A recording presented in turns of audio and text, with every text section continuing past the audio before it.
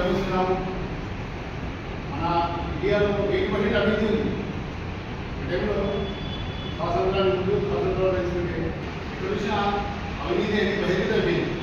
దాన్ని మనము అన్ని సంఘాలు, ప్రజా సంఘాలు, వామపక్షాలు పోరాటాలు చేసేవాడిని న్యాయం జరగలేదు.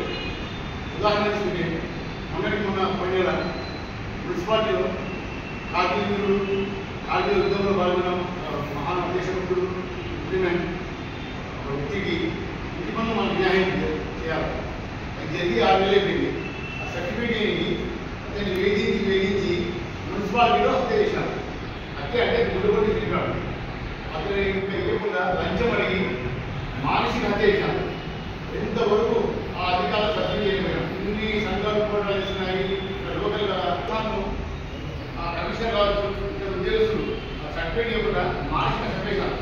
ఇంతవరకు ఏ విధంగా న్యాయం జరగలేదు. ఏమంటే కుటుంబం ఆ సర్టిఫికేట్ ఇచ్చారు తప్ప ఇన్ని సంఘాలు ఇన్ని పోరాటాలు వస్తున్నాయి. అలాగే అబ్దుల్ అలా ఎన్నో సమస్యలు చెప్తున్నాయి. అవి వదిలేసినా కూడా ఎన్నో డైలీ చూసాం పేపర్లో. దాని సమస్యలు మంచిదే. ఇంకా దీంట్లో కలుపుకొని ఇంకా ముందుకు పోవాలి. ముందుకు వచ్చే నేను కానీ మా వీలైనంత కార్యక్రమాలు చేస్తాము. మనం ఏమంటే